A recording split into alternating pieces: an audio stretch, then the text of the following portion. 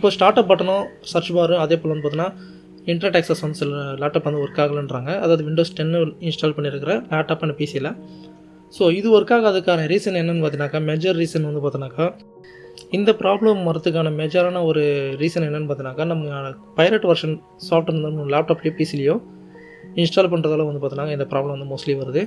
So இங்கே வந்து பார்த்தீங்கன்னா நான் ஒரு சாஃப்ட்வேர் இன்ஸ்டால் பண்ணியிருக்கேன். அந்த சாஃப்ட்வேர் வந்து இன்ஸ்டால் பண்ணி இந்த ப்ராப்ளத்தை நான் ஃபேஸ் பண்ணியிருக்கேன். ஸோ அதை ரெக்டிஃபை பண்ணுறது எப்படின்னு நம்ம பார்ப்போம். ஸோ இப்போ வந்து பார்த்தீங்கன்னா இப்போ நிறைய பேர் வந்து பார்த்தீங்கன்னாக்கா நம்ம கூகுள் க்ரோமில் வந்து சில சாஃப்ட்வேர் நம்ம இன்ஸ்டால் டெவலப் பண்ணுவாங்க. டெவலப் பண்ணி நம்மளோட லேப்டாப்லேயோ இல்லை பிசிலேயோ வந்து பார்த்தோன்னாக்கா இன்ஸ்டால் பண்ணுவாங்க. ஸோ அது MP3 கட்டராக இருக்கலாம், ஏதாச்சும் ஒரு வீடியோ எடிட்டிங் சாஃப்ட்வேராக இருக்கட்டும், ஏதாச்சும் ஒரு இருக்கும். அது மாதிரி பைலட் வெர்ஷன் சாஃப்ட்வேர் நம்ம இன்ஸ்டால் பண்ணுறோம்னா இந்த ஸ்டார்ட் அப் பட்டனும் இந்த அட்ரஸ் வர ஒர்க் ஆக மாட்டேது.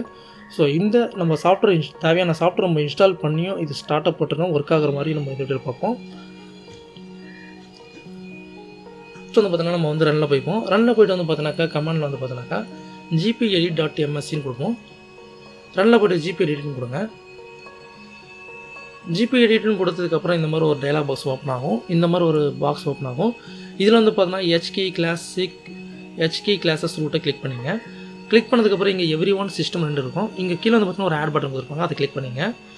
அதுக்கு கீழே வந்து பார்த்தீங்கன்னா அட்வான்ஸ்னு ஒரு பட்டன் இருக்கும், அதை கிளிக் பண்ணிங்க. கிளிக் பண்ணதுக்கப்புறம் ஃபைண்ட் இன் நவ்னு இருக்கும், அதை கிளிக் பண்ணிங்க. ஃபைண்ட் இன் நவ் கிளிக் பண்ணதுக்கப்புறம் பார்த்தீங்கன்னா கீழே வந்து சர்ச் ரிசல்ட்டில் ஆல் அப்ளிகேஷன் சொல்லிட்டு இருக்கும். அந்த அப்ளிகேஷன் வந்து நம்ம கிளிக் பண்ணிப்போம். அது ஃபுல் ஃபார்ம் வந்து பார்த்தீங்கன்னா ஆல் அப்ளிகேஷன் பேக்கேஜஸ்ன்னு சொல்லுவோம். நீங்கள் எக்ஸ்பெண்ட் பண்ணிங்கன்னா தெரியும். ஸோ அதை கிளிக் பண்ணிவிட்டு நம்ம ஜஸ்ட்டு ஓகே கொடுத்துப்போம். ஓகே கொடுத்ததுக்கப்புறம் நெக்ஸ்ட்டு ஓகே.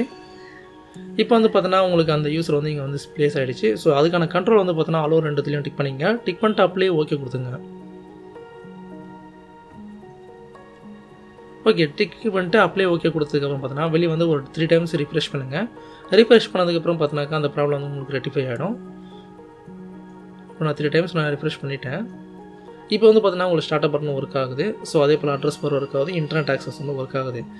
இந்த வீடியோ உங்களுக்கு பிடிச்சிருந்தால் லைக் பண்ணுங்கள், ஷேர் பண்ணுங்கள், மறக்காமல் சப்ஸ்கிரைப் பண்ணுங்கள். இதே போல் நம்ம அடுத்த வீடியோ சந்திப்போம். தேங்க்யூ ஃபார் வாட்சிங்.